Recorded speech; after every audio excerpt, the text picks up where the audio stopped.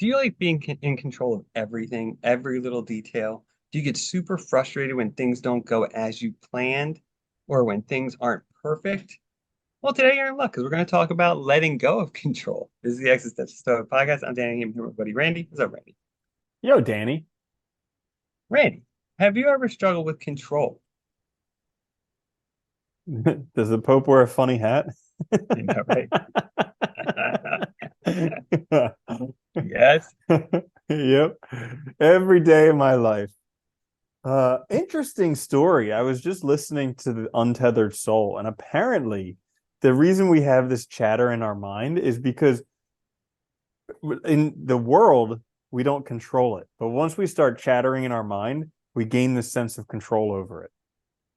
Oh, And because I so, talk to myself all the time, both out loud same. and in my Same. head. Yeah, same. Constantly. Everybody. It's the human Yeah. condition. But it Yeah. gives us a little sense of control. That makes sense, actually. Yeah.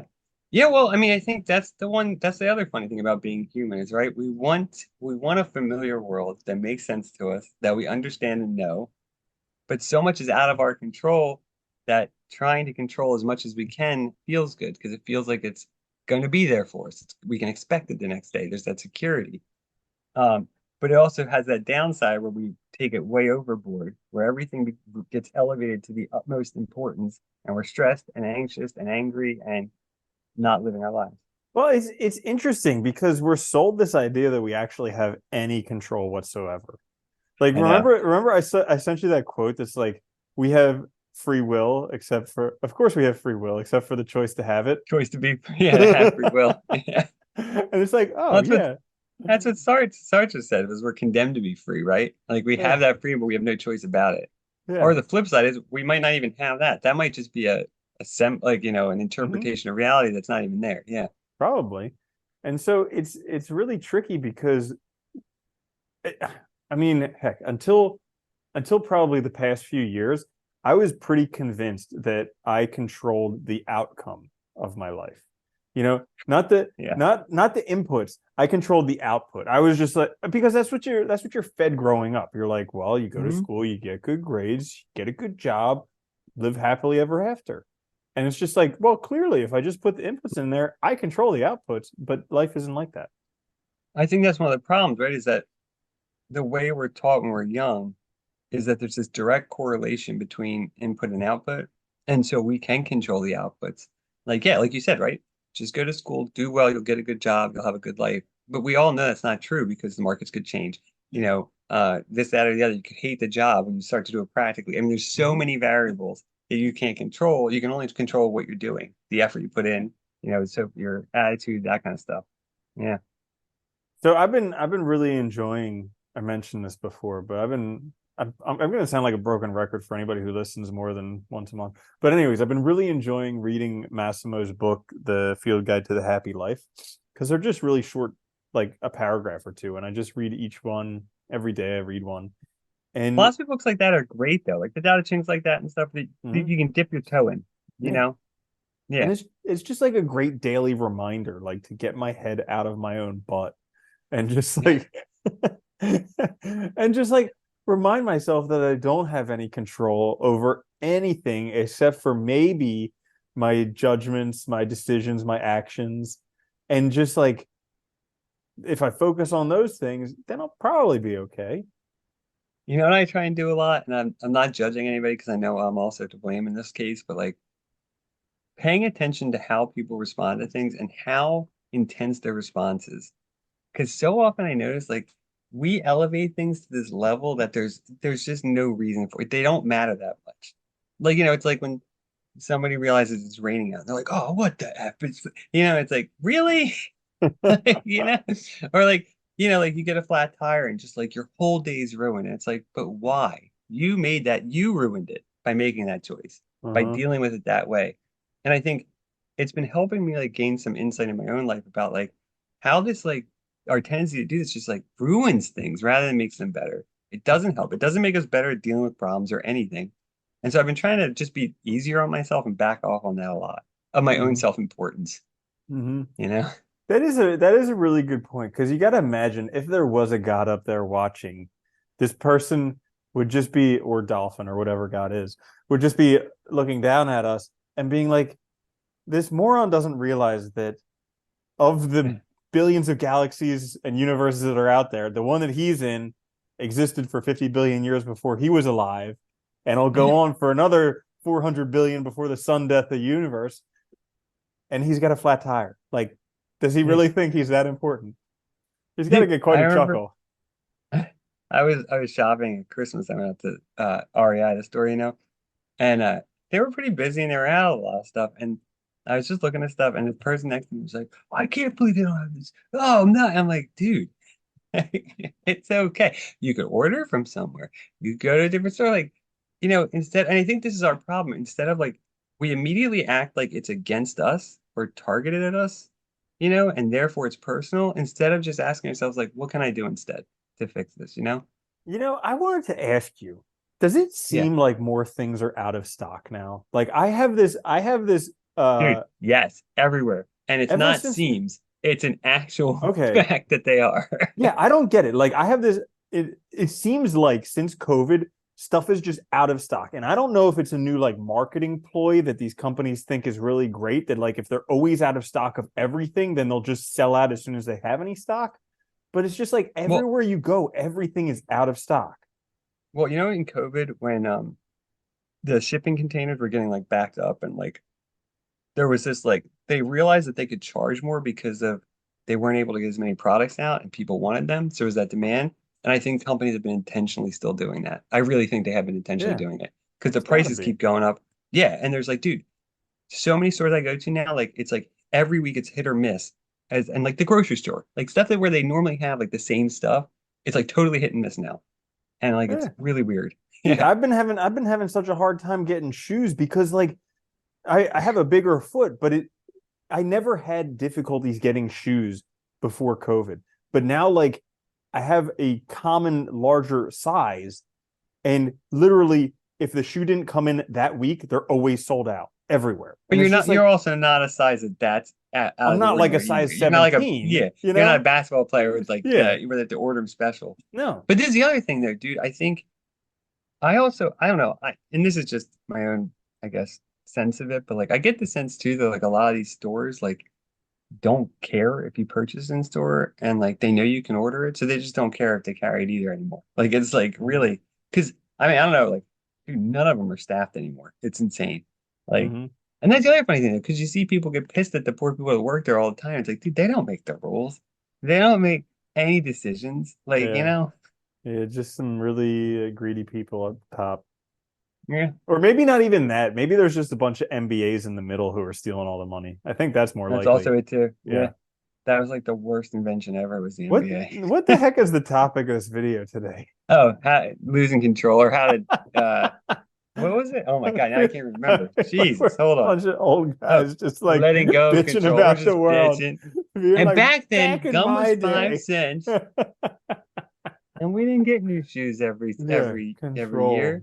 Anyway, but yeah, so like, but I think that goes back to it, dude. Like, I think this inflated sense of self-importance, the immediacy of everything, the idea that there's not enough of everything, Hmm. and so like we feel like and it is weird though because I feel like we all take it so personally when things don't work out. It's like. And I've been asking myself so much, like, does it even matter? Like, do these things that I'm putting value in even matter if they happen right now? And by and large, it's probably no. Like, Hmm. like Yeah. like like the other day, like I was unable to meet one of my friends because I forget what happened. Something happened with like something with their thing, and it's like, could have gotten upset, but it's like, so what? I'll just see them again another day. Who cares? I'll do something Hmm. else today. It's not a big deal. And Yeah. like just trying to take that approach more because the focusing so much on that we have to control everything is just not helpful. Like Yeah. clearly. Yeah. I'm looking forward to when I get to be old enough to where stuff just kind of rolls off my back. And I'm just like, meh. Yeah. Yeah. Because right It'll be now nice. I still get, you know, still get bent Dude, sometimes. I have that problem that when I go out, because like I don't go out a ton, and like when I do, like people do get on my nerves really fast anymore. Yeah. And like I've been trying to work on that too, because it's like I will say stuff that I don't mean to be mean or anything, but like it's like a knee-jerk reaction kind of thing of I just, frustration. dude, that's where I am right now, where I'm just like, how am I irritated all the freaking time? Like, I don't remember when I was younger being irritated all the freaking time, but like literally everything. But you So know I what it don't is know too, what's though, dude? going on. I do think there is like real, I don't know. Yeah, I mean that's the control thing, right? And like sometimes it feels like that like everything is just gets harder too. Like there's more steps for no reason, you know? Like it's Mm-hmm. like bureaucracy, right? Like I noticed that at the university I was working at, right? Like they just kept adding layers of stuff that we didn't need before. Why do we need it now? It adds Mm-hmm. no value, no benefit. And that kind of stuff, you see a lot of that and it does get frustrating. And I think like, that can get to us, right? And works out. Yeah. But I think, I, okay. there was this book that I listened to called Scarcity Brain, kind of about how like our brain is primed for scarcity because that's how we basically up until the 1970s we lived in a very scarce resource environment. Like barely enough food, not very flavorful, barely enough possessions, barely enough anything. And then all of a sudden, after the 70s, it was just like extreme excess. And so now we're basically like a squirrel hoarding nuts, like ready to shoot anyone who comes near them. It's just everything. And it's crazy because it's our brain is going scarcity in the face of excess. Yeah. Yeah. Well, dude, think about it. I was thinking about this the other day. From an evolutionary standpoint, we don't evolve very fast. It's a slow process, right? But look at just the past 50 years, Mm-hmm. how much has changed. Like cell phones and computers, by and large, didn't exist 30 years ago. Mm-hmm. They were not common. They were not everywhere. There was like they were just starting to come out. They were very rare, right? Yeah. It's like, and then almost overnight, it seemed like they just like you had to have one. It was necessary for everything. Like, so much has changed about our world so quickly, and I think that that's a big part of it too. We just haven't adapted yet either, and we have to keep in mind that like there's a lot of stuff outside of our control that we just have no power to dictate or influence or anything. Yeah. So, yeah, Yeah. So yeah, I guess with control, one of the thing is just to keep it on the front of your mind to remind yourself what is and is not in your control. yeah. That Because dichotomy there's, of control is super helpful to keep in mind, dude. mm-hmm, Like, I can control what I do, what I think, mm-hmm, how I respond, and pretty much that's it. mm-hmm. Yeah, everything Yeah, else is out of your control. yeah. But I think that's we also like to make it seem like it was directed at us because then we can blame, we can become the victim, and it feels better than just like the randomness of it or like the, whatever. And I Mm-hmm. think that's also part of it. Like it feels easier to accept sometimes when it's a slight against us rather than just some random thing that happened that had nothing to do with us. Yeah. Maybe. I don't know. Yeah, there was Yeah. a good one in Maximus in the book where he was saying like uh don't look for your fortune in like tea leaves or the future or anything like that because at the end of the day all that it comes down to is how well you handle the situation or how well you Yeah. play the cards that you were dealt. And I was like, geez, that is because like even like sometimes I'll get in this rut where like I'll start the day and then like three bad things will happen or something like that. I'm just like, oh Yeah. geez, one of these days. But it's like a reminder that like you know what, even if it is a terrible day, that's still out of my control. So like Yeah. me getting all bent out of shape about that, not going to do anything. So it's just how can I make today the best day that I could possibly make it? There's an example I mentioned before, but I love it. I forget who said it, but the guy was talking about like he's like, he's like he was in his like late 20s. He's like, I love snowboarding. He's like, and yeah, part of me wishes like I was professional. He's like, but I grew up in like the South United States. He's like, it wasn't an option. He's like, I saw all these kids who grew up in like Colorado and stuff, and yeah, they could go snowboard whenever they wanted. It was right there. And it's like, that's one of the things, like just out of your control, dude.